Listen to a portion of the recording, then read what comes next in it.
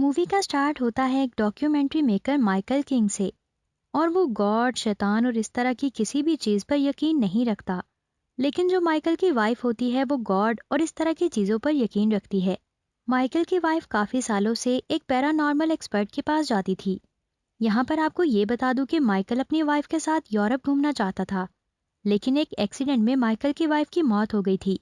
अपनी वाइफ की मौत के बाद माइकल इस पैरानॉर्मल एक्सपर्ट के पास जाता है और उसे कहता है कि तुम ये मान लो कि तुम ये सब कुछ ड्रामा करती हो और तुम्हारा किसी भी स्पिरिचुअल और पैरानॉर्मल चीज से कोई ताल्लुक नहीं है।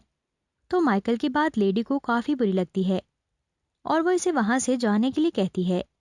अपनी वाइफ के मरने के बाद माइकल खुद को संभालने की कोशिश कर रहा था। माइकल की बहन वहां आकर उसके साथ रहने लगती है ताकि वो माइकल की बेटी का ख्याल रख सके।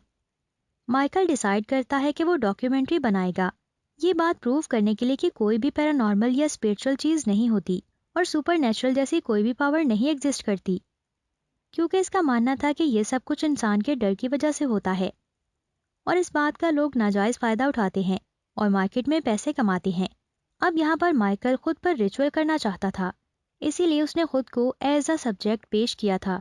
उसने इंटरनेट पर एक ऐड दिया जहाँ पर लोग अपने अपने तरीके बता रहे होते हैं, ये बात प्रूव करने के लिए कि पैरानॉर्मल जैसी कोई चीज दुनिया में एग्जिस्ट करती है। माइकल का एक कैमरामैन भी था जो इसे हर टाइम शूट करता रहता था। माइकल को लग रहा था कि ये बात साबित कर देगा कि ऐसी कोई भी चीज नहीं होती और अगर इसके साथ कुछ गलत भी हो गया तो वो दुनिया का पहला ऐसा इंसान होगा जिसके पास ये प्रूफ होगा कि सुपरनेचुरल पावर सच में पाई जाती है। माइकल के दिए हुए ऐड पर बहुत सारे रिस्पॉन्स आते हैं। तब माइकल इनमें से सबसे पहले एक आदमी जो कि पैरानॉर्मल एक्सपर्ट था उससे वो मिलने आता है और वो एक्सपर्ट बता रहा होता है कि मेरे फादर ने मुझे बहुत टॉर्चर किया और तब मैंने अपने फादर से जान छुड़वाने के लिए एक दिन डिमोन से हेल्प मांगी थी और वो डिमोन हेल्प का डिमन था और उसके फौरन बाद मेरे फादर की डेथ हो गई। अब माइकल रिचल से रिलेटेड कोई चीज लेकर आता है ताकि वो डीमन को बुला सके। फिर वो ब्लैक कैंडल जलाकर डीमन को बुलाने की कोशिश करता है लेकिन कुछ भी नहीं होता। उसके बाद माइकल पैरानॉर्मल इन्वेस्टिगेटर एक कपल के पास जाता है। वो माइकल को एक क्रॉस पर लेटाकर उसकी आंखें बंद करके इसे बांध देते हैं। उसके बाद वो कुछ स्पेल्स बोलने लगते हैं लेकिन उसके बावजूद भी कुछ नहीं होता। उसके बाद माइकल को पता चलता है कि वो कपल फेक था, लेकिन उसके बाद भी माइकल हार नहीं मानता और वो एक फ्यूनरल डायरेक्टर से मिलता है जो ये दावा करता है कि मैं ब्लैक मैजिक कर सकता हूँ।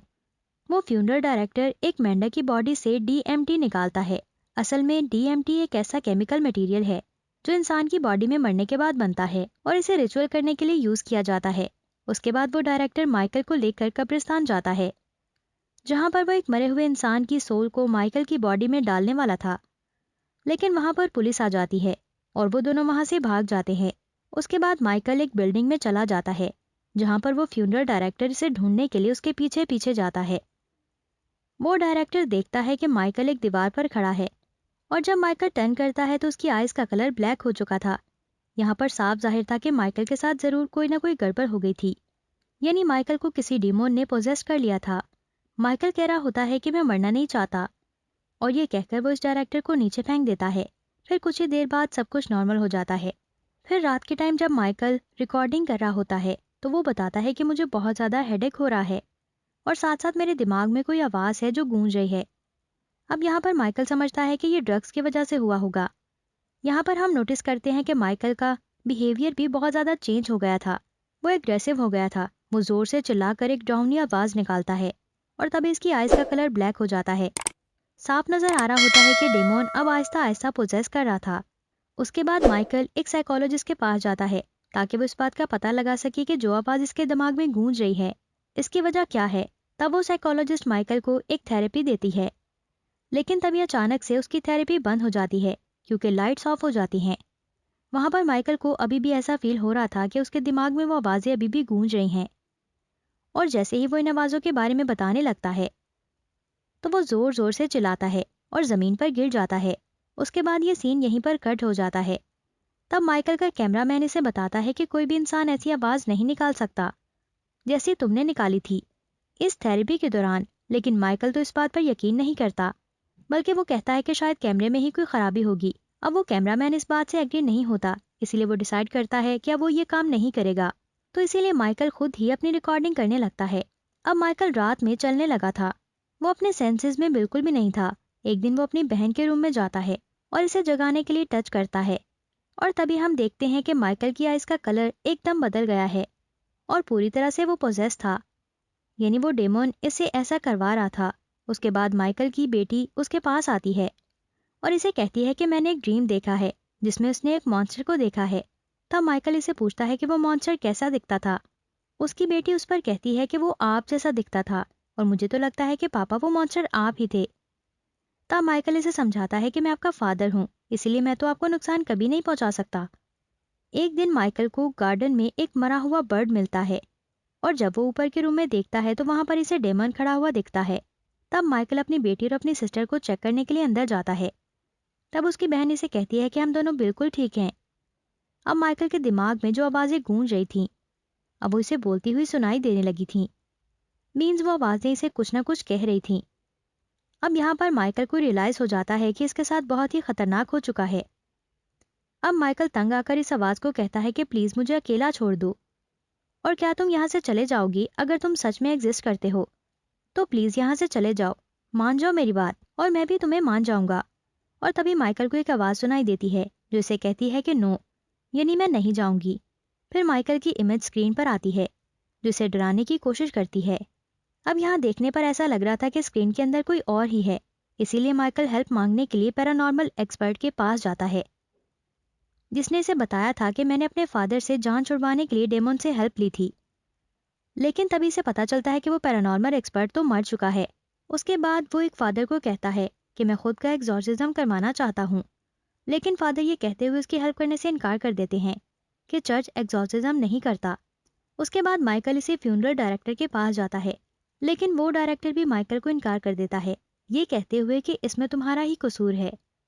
उसके बाद माइकल इसी कपल के पास जाता है, लेकिन वो इसे हेल्प करने से इनकार कर देते हैं। तब माइकल का खुद पर कंट्रोल खत्म होने लगता है। वो एक दिन नाइफ लेकर अपनी बेटी के रूम में जाता है उसे मारने के लिए।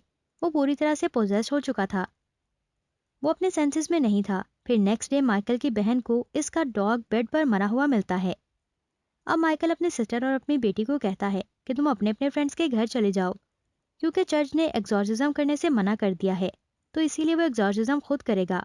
अब माइकल खुद ही पर एग्जॉर्सिज्म करने लगता है, लेकिन एग्जॉर्सिज्म करना कोई आसान बात थोड़ी थी, खासतौर पर उस पर्सन के लिए जिसने गॉड पर भी कभी यकीन न किया हो।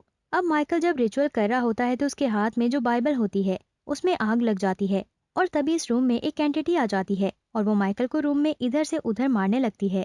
और वो एंटिटी पूरी तरह से माइकल की बॉडी को पोजेस कर चुकी थी। वो एंटिटी माइकल से इसके चेस्ट पर एक मेटल स्टार बनवा देती है। फिर नेक्स्ट डे माइकल जब अपने चेस्ट की स्किन को स्ट्रेचेस लगा रहा होता है तो इसे दर्द का जरा भी एहसास नहीं होता। माइकल इस नीडल को अपनी उंगली में ही घुसा देता है, लेकिन इसे फिर भी दर्द नहीं होता। अब वो आवाज माइकल को बार बार इसकी बेटी को मारने के लिए कहती है, लेकिन माइकल इसके लिए इनकार कर देता है। एक रात माइकल एक अनजान औरत का पीछा करता है ताकि वो इसे मार दे और शैतान इसकी बेटी को कुछ न कहे, लेकिन वो औरत को नहीं मार पाता, बल्कि वो रोड साइड पर जो आदमी सो रहा होता है वो इसे मार देता है। अब माइकल ये नहीं चाहता था कि वो और ज्यादा नुकसान करे, क्योंकि अब उसका खुद की बॉडी पर कोई कंट्रोल नहीं था। इसीलिए वो घर जाता है और खुद को हैंडकफ लगाकर उसकी चाबी खुद से काफी दूर फेंक देता है। फिर नेक्स्ट मॉर्निंग जब वो जागता है तो वो देखता है कि हैंडकफ से वो खिल चुका है और घर का सारा सामान इधर उधर बिखरा हुआ है। दीवारों पर खून से कुछ न कुछ लिखा हुआ है, अब सिंबल्स बने हुए हैं और रिचुअल स्टार जमीन पर बना हुआ है। इसके बाद माइकल टीवी पर रिकॉर्डिंग देखता है। अब यहाँ पर पिछली रात का सीन हमें दिखाया जाता है कि माइकल आखिर आज़ाद कैसे हुआ। असल में उस रात माइकल का कैमरामैन उसके घर आया था, लेकिन उस टाइम माइकल की बॉडी में डेमोन था जिसने माइकल की बॉडी को पूरी तरह से पोजेस कर लिया था, और इस डेमोन ने चालाकी से माइकल बनकर अपना हैंडकफ इस कैमरामैन से खुलवा लिया था। अब ये देखकर माइकल इस कैमरामैन को कॉल करता है, लेकिन इस कैमरामैन के फोन की रिंग ऊपर वाले रूम से सुनाई दे रही थी, लेकिन कॉल कोई भी पिक नहीं कर रहा था। उसके बाद माइकल ऊपर जाकर अपनी बेटी के रूम को चेक करता है, लेकिन तभी वो ये देखता है कि वो कैमरामैन मर चुका है और दीवार से लटका हुआ है। अब माइकल को ये देखकर बहुत ज्यादा बुरा लगता है कि उसने किसी की जान ले ली, और इस सारी सिचुएशन से जान छुड़वाने के लिए मेडिसिन वो खा लेता है। और वो कैमरामैन कहता है कि होप किसी को मेरी ये रिकॉर्डिंग मिल जाए, और जिसको भी मेरी ये रिकॉर्डिंग रिसीव हो वो आगे शेयर करे, और मेरी बेटी से कहो कि मैं इसे बहुत ज्यादा प्यार करता हूँ। लेकिन वो डिमोन माइकल की वॉमिट करवा देता है, जिससे वो सारी मेडिसिन बाहर निकल जाती हैं। अब वो डेमन मिरर को तोड़ देता है और माइकल को कहता है कि तुम्हें हर सूरत अपनी बेटी को मारना ही होगा।